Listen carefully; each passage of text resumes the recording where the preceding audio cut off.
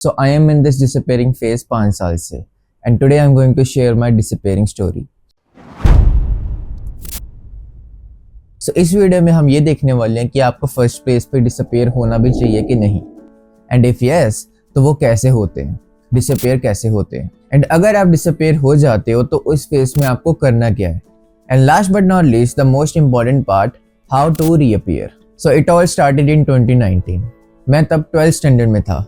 तब ऑलमोस्ट सब कुछ ठीक ही चल रहा था. मैं फ्रेंड्स के साथ अपने घूमने जा रहा था एंड वैसा ही माइंडसेट मेरा था जैसे उनका था. तो वो जहाँ भी जाते थे मुझे साथ में लेके जाते थे. कुछ खाने पीने हो गया, मैकडी जाना, KFC जाना, एंड मुझे कोई भी तरह के रिग्रेट नहीं होता था कि यार मैं अपनी लाइफ में क्या कर रहा हूँ. एंड मुझे भी टू बी ऑनेस्ट अच्छा लगता था. मुझे एक सेंस ऑफ वैल्यू फील होती थी क्योंकि मेरे फ्रेंड्स मुझे कॉल कर रहे हैं. क्योंकि अगर आपको कोई कॉल करता है इसका मतलब ये है कि आप उसकी लाइफ में कोई वैल्यू रखते हो. एंड उस टाइम पे मुझे इमोशनल सपोर्ट भी मिल जाता था क्योंकि वैसे तो कोई दिक्कत आती नहीं थी क्योंकि तब ना ही कोई करियर प्रेशर था एंड ना ही कोई भी तरह का रिलेशनशिप प्रेशर था. एंड देन जो +2 के बाद वाला सेपरेशन होता है वो हुआ. तो मैं कॉलेज में चला गया, वो सब भी कॉलेज में चले गए, कुछ अपने फैमिली बिजनेस को संभालने लग गए. मीन्स कि जो सेपरेशन पीरियड आपने भी फेस किया ही होगा अगर आप कॉलेज में हो या फिर 12th पास की हुई है आपने, तो आपने ये चीज़ देखी ही होगी. देन तब तक भी सब कुछ ठीक था. जब मैं कॉलेज में गया, फर्स्ट डे था मेरा, तो मैं शाम को आके अपने फ्रेंड्स को बता रहा था कि क्या क्या हुआ कॉलेज में, क्या डिफरेंसेस हैं स्कूल और कॉलेज के बीच में, ये सब. एंड धीरे धीरे टाइम बिल्कुल सेम गया. मैं आता था, फ्रेंड्स को शेयर करता था. मीन्स कि कॉलेज के मेरे फ्रेंड्स तो बन रहे थे बट इन दी एंड मुझे ऐसे ही फील होता था कि जो मेरे स्कूल फ्रेंड्स हैं वो ही अच्छे हैं, वो ही मेरे लाइफ के इंपॉर्टेंट फ्रेंड्स हैं. And coming back to the story, एक साल बिल्कुल ठीक चल रहा था. 2019 बहुत अच्छा गया. लाइक जैसे कॉलेज लाइफ स्टार्ट होनी थी वो सब कुछ हुआ, वहाँ पे फ्रेंड्स बने and all that. But then 2020 happened and उस टाइम पे आपको पता ही होगा कि कोरोना के एंड ऑल चल गया था बहुत ज़्यादा ही. And then lockdown happened and I would say luckily मैं उस लॉकडाउन पीरियड में बहुत ज़्यादा ही मोटा हो गया. एंड वो भी एक गलती की वजह से ही हुआ था. ऐसा नहीं था कि मैं लॉकडाउन में बहुत सारा खाना शुरू हो गया था. तो मुझे एकदम से आया कि मुझे अपनी फिजिक पे काम करना है, मुझे अच्छा होना है, मुझे अच्छा दिखना है. स्टार्टिंग से मेरा गोल रहा था कि मैं एक अच्छी अपनी फिजिक बनाऊं. तो इस लाइन में अभी मैं घुस ही रहा था कि अभी मुझे फिजिक पे काम करना है. तो मैंने ऐसे काफ़ी सारे नॉन ट्रेनर्स देखे जिनको पता होता था ऑब्वियसली कि कैसे करना है, कैसे बल्क करना है, कैसे कट करना है, कैसे फिजिक बनानी. तो मैं भी मेरे पेरेंट्स का नॉन था एक, तो मैं उनके पास गया. तो उन्होंने मेरे को एक ऐसे डब्बा दिया. ऑब्वियसली वो यही कहते हैं कि इसके बिना तो फिजिक बन ही नहीं पाएगी. एंड ही सेड कि आपको 2 स्कूप लेने हैं एक दिन में. तो वो 2 स्कूप ले लेके मैं ऐसा कुछ दिखने लग गया. एंड मैं अपने आप को घर से बाहर निकालना ही बंद हो गया क्योंकि मैं एकदम से ऐसा हुआ. जब कोई स्लो मोटा होता है या फिर कोई स्लो पतला होता है या फिर कोई भी बुरी चीज़ स्लोली होती है तो हमें इतना फ़र्क नहीं पड़ता. बट एकदम से हो जाना, एंड जो हमारे साथ वाले लोग होते हैं उनको भी अजीब लगता है कि मतलब ये क्या बन गया है तू. एंड बाहर के लोग भी मुझे यही बोल रहे थे. तो मैंने बहुत कम कर दिया बाहर निकलना. And then my disappearing period started. तो ये जो मेरा डिसअपेयरिंग एक्सपीरियंस है ये बिल्कुल गलती से हुआ है. ऐसा नहीं कि मैं जानबूझ के किया, बट इट जस्ट हैपेंड. क्योंकि तब तो मंक मोड, घोस्ट मोड ये कुछ भी नहीं चलता था. एंड ना ही यूट्यूब पे ऐसे कुछ वीडियो पड़ती थी कि मतलब आपको डिसअपेयर होना है एंड बाद में आपको स्ट्रांगली कम बैक करना है. ऐसा कुछ था ही नहीं तब. तो आउट ऑफ शेम में घर से बाहर निकलना बंद हो गया. एंड तब ही मेरा डिसअपेयरिंग फेज स्टार्ट हुआ. बट मेरा जैसा डिसअपेयरिंग फेज था आपका उतना इजी नहीं होने वाला क्योंकि आप एकदम से मोटे नहीं हुए हो, आपकी लाइफ एकदम से बर्बाद नहीं हुई है. तो आपको एक बहुत स्ट्रॉन्ग रीजन चाहिए अगर आपको डिसअपेयर होना है. क्योंकि ना ही अब लॉकडाउन है एंड ना ही कोई ऐसा सिचुएशन में हम फंसे हुए हैं कि हमें एक्शन लेना ही पड़ेगा. हम ऐसी सिचुएशन में अभी है ही नहीं. तो आपके लिए ये और डिफिकल्ट हो सकता है. आप मेरे जैसे लकी नहीं हो, बट इट डजंट मीन कि ये हो नहीं सकता. It's still possible. आपको बस एक स्ट्रॉन्ग रीजन चाहिए. अगर आपको किसी फीलिंग को कॉन्कर करना है ना, तो उसके अबव फीलिंग को आपको चूज करना पड़ेगा. एंड देन जो नीचे वाली फीलिंग होगी वो अपने आप ही निकल जाएगी. अब जैसे आपको एक गुलाब जामुन खाना है, तो गुलाब जामुन अब अगर आप खाते हो तो उसकी प्राइस आपके दिमाग में क्या है. एंड अगर आपके दिमाग में उसकी कोई भी प्राइस नहीं होगी तो आप उसे बस खा लोगे.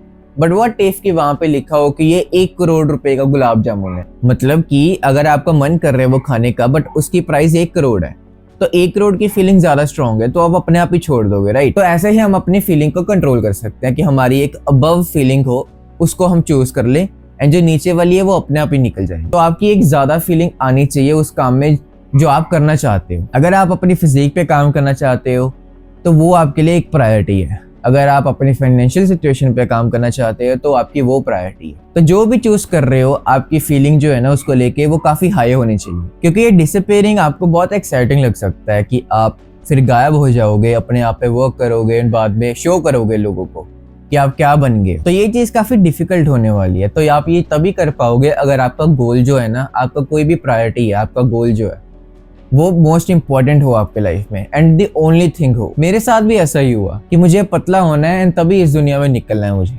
तो मेरे पास तो कोई ऑप्शन ही नहीं बचा था। वो गोल आपका इतना हाई होना चाहिए ना कि उसके सामने कोई भी फीलिंग टिक ना पाए, ताकि आप ये डिसअपीयरिंग फेज से निकलो ना। एंड ये चीज आपको ध्यान रखनी है कि आपको किसी को भी अपने गोल्स नहीं बताने, कोई भी तरह की आपकी जो प्रोग्रेस हो रही है, क्योंकि प्रोग्रेस तो होगी ही होगी, तो आपको कोई भी तरह की प्रोग्रेस भी नहीं शेयर करनी है। इस वजह में आप काफी लोनली फील करने वाले हो, अलोन फील करने वाले हो, but that is what it is. आपको ये चीज करनी ही पड़ेगी अगर आपको ग्रो होना है, क्योंकि कोई भी याद नहीं करेगा कि आप 6 मंथ के लिए गायब हुए थे, 8 मंथ के लिए गायब हुए। तो यही लोगों का सोच के अगर आप अपने आप पे वर्क नहीं करते हो तो यही लोग आपको किसी दिन नीचे भी गिरा देंगे एंड अपनी लाइफ से बिल्कुल निकाल देंगे एंड आपकी बिल्कुल रिस्पेक्ट नहीं करेंगे। तो अगर मैं अपनी पर्सनल स्टोरी में से कुछ बताऊं, जब मैं अपनी फिजिक पे काम कर रहा था तो तब लॉकडाउन था, जैसे कि मैंने बताया। तो मैं घर पे ही कुछ ना कुछ कर रहा था। मैंने इवन दो घर पे वेट्स भी मंगवा लिए। तो मैं किसी को बता नहीं रहा था, मैं कोई इंस्टा स्टोरीज नहीं डाल रहा था, मेरा तो इंस्टा अकाउंट ही नहीं था तब। तो मैं इस चीज में भी लकी हो गया कि मेरे पास इंस्टा ही नहीं था, मैंने डीएक्टिवेट कर लिया था। एंड ना ही तब रील्स थी, तो मेरे लिए इतना मुश्किल भी नहीं था कि मैं डीएक्टिवेट करूँ, क्योंकि वहां पे मुझे कुछ ऐसा दिख नहीं रहा था कि मैं इंस्टा यूज क्यों करूँ, क्योंकि ना ही मैं किसी से बात कर रहा हूँ एंड ना ही कुछ रील्स वगैरह थी। तो मैं इंस्टा फर्स्ट प्लेस पे क्यों रखूं अपना अकाउंट, तो मैंने वो भी डिलीट कर दिया। तो कहने का मतलब ये है कि मैंने कुछ नहीं बताया किसी को कि मैं प्रोग्रेस कर रहा हूँ या फिर मैं अपनी फिजिक पे काम कर रहा हूँ, ये किसी को कुछ पता नहीं था। तो to be honest, if I share this thing with you, I am still in that disappearing phase where I am working on some other aspect rather than physique। But मुझे इतना पता लग गया कि कितना डिसअपीयर होना है एंड कितना नहीं। तो वही हम अब नेक्स्ट पॉइंट में देखने वाले हैं कि हाउ टू रीअपीयर। तो ऐसा नहीं था कि बिल्कुल मैं घर पे ही था। लॉकडाउन के बाद ऑब्वियसली मैं जिम जाना स्टार्ट हुआ एज आई सेड। तो वहां पे मुझे लोग दिख ही रहे थे जो मुझे जानते भी थे कुछ, तो वो मेरे को कहते थे कि यार ये क्या बन चुका है, ऐसे मुझे कॉमेंट्स मिलते ही थे। बट स्टिल वो 1-2 ही थे। अगर मैं अपने पुराने फ्रेंड्स के पास वापस जाता तो मुझे ज्यादा कमेंटिंग मिलती, मे बी मेरा मजाक भी उड़ाया जाता। तो अभी मैं रीअपीयर नहीं हुआ, मैं बस वहां पे हार्ड वर्क करता रहा एंड अपनी फिजिक को चेंज होते धीरे धीरे देखता रहा। तो अभी आपको मैं एक अजीब सी बात बताने वाला हूँ। जो रीअपीयरिंग फेज है ना, वो मेरा ऐसा हुआ है कि मैं गलती से रीअपीयर होता गया हूँ। अब जैसे मैं कोई सामान लेने जा रहा हूँ बाजार में, तो मुझे कोई ऐसा देख लेता था, तो काइंड ऑफ वो रीअपीयरेंस ही थी। एंड मुझे हमेशा अच्छा फील होता था, क्योंकि कोई अलग पर्सन जब मुझे देखता था तो वो एक अजीब सा रिएक्शन देता था। मतलब वो नीचे से लेके ऊपर तक मुझे स्कैन करता था कि मैं बिल्कुल डिफरेंट हो चुका हूँ। एंड मुझे ये एक फीलिंग पता चल गई थी कि हर कोई मुझे जब देखेगा तो वो ऐसे रिएक्ट करेगा।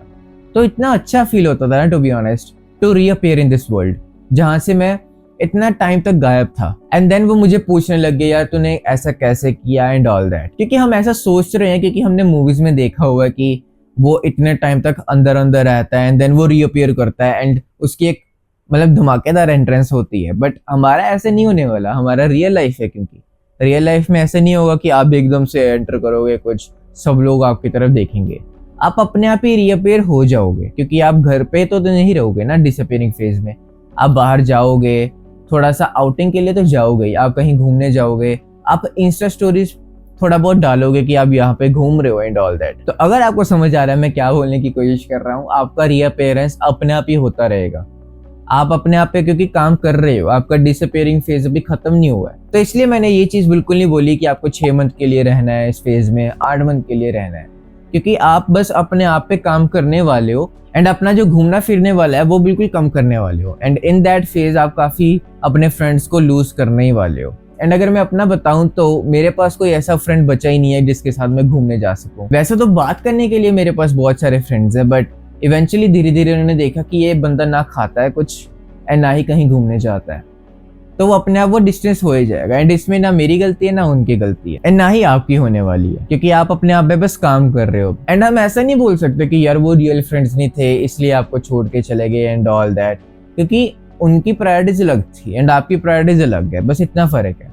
हम किसी को रूड नहीं बोल सकते ना, ऐसे हमारी जिस प्रायोरिटीज मैच नहीं हुई, हम किसी को नहीं बोल सकते यार कि ये अच्छा फ्रेंड नहीं था, क्योंकि आपको वो किसी टाइम पे अच्छा लग रहा था जब आपकी प्रायोरिटीज सेम थी।